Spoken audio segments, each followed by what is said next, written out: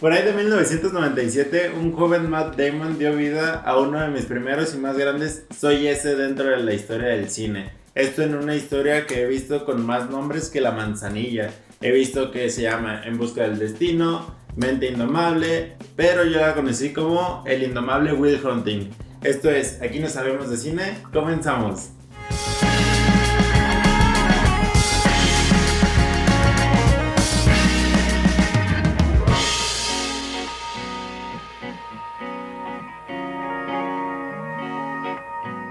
Esta película la vi por primera vez cuando tenía como unos 15, 16, 17, 18, 19 años. Justamente en el momento que la necesitaba. No sé si ya la viste, si no la has visto, este video va a contener spoilers en su totalidad. Haz de cuenta que Will Hunting es un joven rebelde, ¿no? Que va por la vida buscándose problemas y que ha tenido diferentes situaciones con la policía. Pero al ser menor de edad, pues no puede ir preso. Lo que han hecho durante mucho tiempo es retenerlo y asignarle algunos trabajos en los que lo tienen bajo supervisión. Actualmente está trabajando como conserje en una de las universidades más importantes del país, el MIT. Él es una persona autodidacta, lo que quiere decir que él aprende por sí mismo diferentes temas, entre ellos las matemáticas, ciencias, filosofía, agricultura, anatomía, todo excepto arte, al menos en la práctica, porque la historia del arte como que sí la tiene bien estudiada. Y así va por la vida hasta que un día uno de los profesores de esta universidad decide poner un problema expuesto en uno de los pasillos que Will está limpiando. Y es un problema así muy complicado que ninguno de los alumnos de la universidad lo había podido resolver. Entonces Will en uno de sus ratos libres, mientras está terminando de trapear, se pone a resolver el problema y lo resuelve así, en fábula. Lo que llama la atención de este profesor, y al encontrar quién fue el responsable, quiere hacerse cargo de Will, dándole asesoría, ofreciéndole trabajo y sobre todo haciéndose cargo de él de forma legal. Esto a Will le pinta medianamente bien, y es que sí le interesa todos estos temas de las matemáticas, resolver problemas, ¿sabes? Se le hace demasiado fácil. Lo que no le gusta es que junto a ello, a él le piden estar asistiendo a terapia para controlar esto de su carácter tan impulsivo, de ser tan violento. Y esta parte no le convence del todo a Will. Y continuamente el maestro le está haciendo como citas con diferentes terapeutas, a los cuales Will, con sus diferentes conocimientos tanto en psicología como en otros temas, empieza a estudiarlos y a atacarles como sus puntos débiles, incomodarlos, hasta que los mismos terapeutas solicitan no ver más a Will. Y así va, se deshace como de unos 18 terapeutas más o menos, hasta que el profesor, que no me acuerdo cómo se llama, decide tomar su plan de emergencia, que es llamar a Sean, el cual durante mucho tiempo dio terapia, pero actualmente está retirado de dar directamente terapia y se dedica nada más como a enseñar. Es como el señor Miyagi, pero de psicología y con pelo. De forma inesperada o no tan inesperada, porque desde el principio se nos anuncia que tanto el terapeuta como Will comparten rasgos de personalidad muy similares, que los hace tanto que choquen entre ellos, pero de la misma forma vayan entendiéndose poco a poco. Ambos tienen un lado violento, el cual por parte de Sean ya ha sido controlado, y por la parte de Will todavía está en proceso de ser controlado, asimilado y, ¿sabes?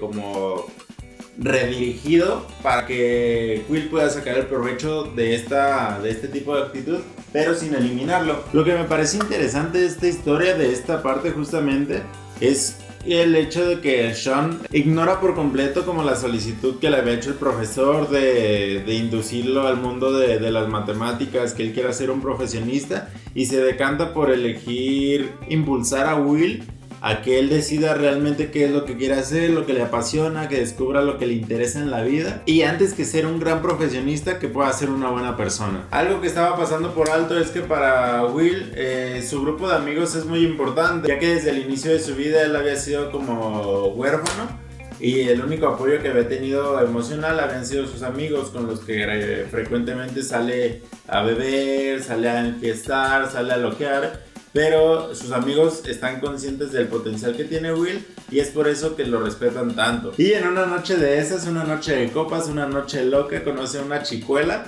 de la cual cae perdidamente enamorado, pero al mismo tiempo se crea una imagen falsa de lo que él es para poder llenar las expectativas que en su mente ella tiene de él, con la cual empieza a salir y se empieza a generar esta relación que tiene mucha química y a la vez es muy fuerte.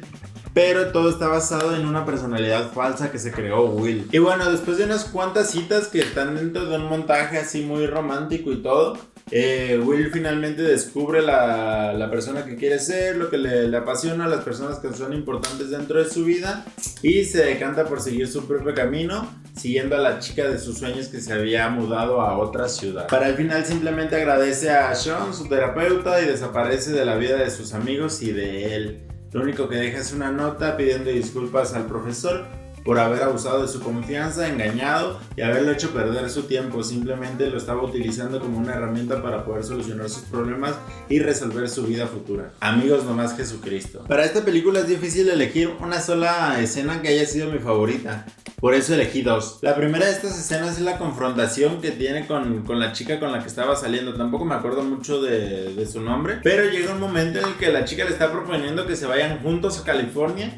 Y él piensa que la chica lo está presionando porque ya le descubrió las mentiras que le había inventado no me acuerdo si eran 10 o 12 hermanos, el que vivía en una casa con sus papás, ¿sabes? Él estaba imaginándose que la chica ya lo sabía y simplemente quería como desenmascararlo para ridiculizarlo.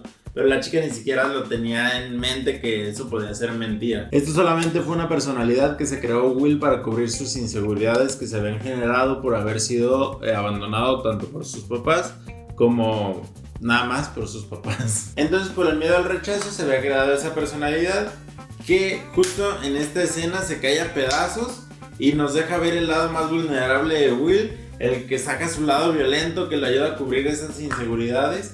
Y es increíble. La misma inseguridad que tiene lo lleva a decirle a esta chica que no le interesa, que no la ama y que simplemente la estaba utilizando.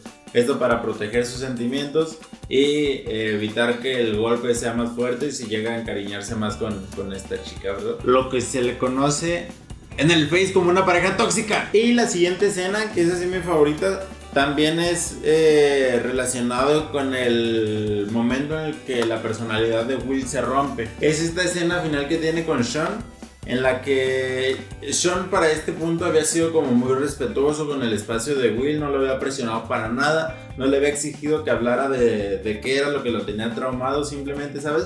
Le daba el espacio de expresarse con lo que él quería. Y esta escena me parece increíble porque va escalando como de poco a poco, ¿sabes? Empieza todo como que muy casual. Primero, el Sean le dice a Will: no fue tu culpa. A lo que Will responde: lo sé. Y prosigue Sean: Will, no fue tu culpa. Y Will: diablos, viejo, lo sé. Y Sean: Will, no fue tu culpa. Y Will: lo sé, Sean, no me fastidies. Tú no. Y Sean: Will, no fue tu culpa. Y Will: lo sé. Diablo, ver cómo rompieron ese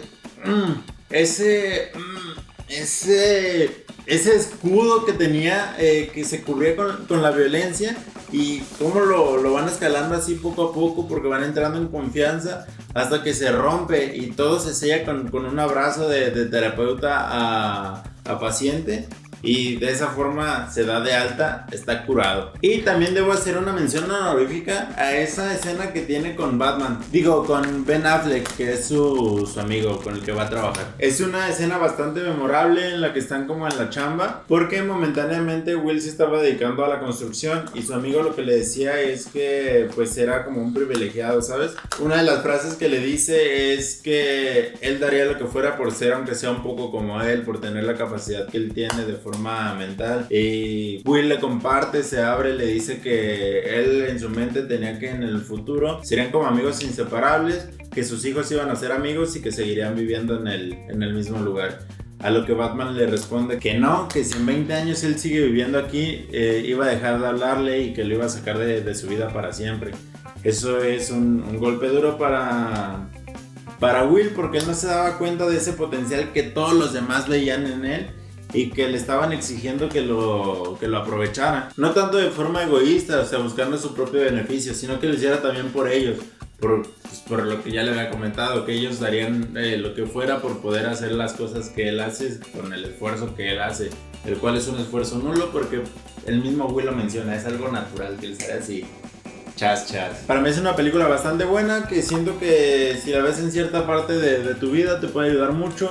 porque a veces en esa edad una persona se puede sentir como que no sabe tanto para dónde va, y esta película te ayuda como más a sentar las bases, darte cuenta de lo que eres, de lo que quieres, o al menos a empezar a analizarlo, ¿verdad? Tampoco es como que la película vaya a suplir una terapia completa. Sin nada más que agregar acerca de la película, yo simplemente les puedo decir que vayan a verla. Y nada más, si ya la vieron, déjenme aquí un comentario. Si te gustó este video, puedes dejarte un me gusta. Si no, deja un comentario tirando hate. Suscríbete al canal para que no te pierdas ninguno de estos videos. Y nada más, esto fue Aquí no sabemos de cine. Chao.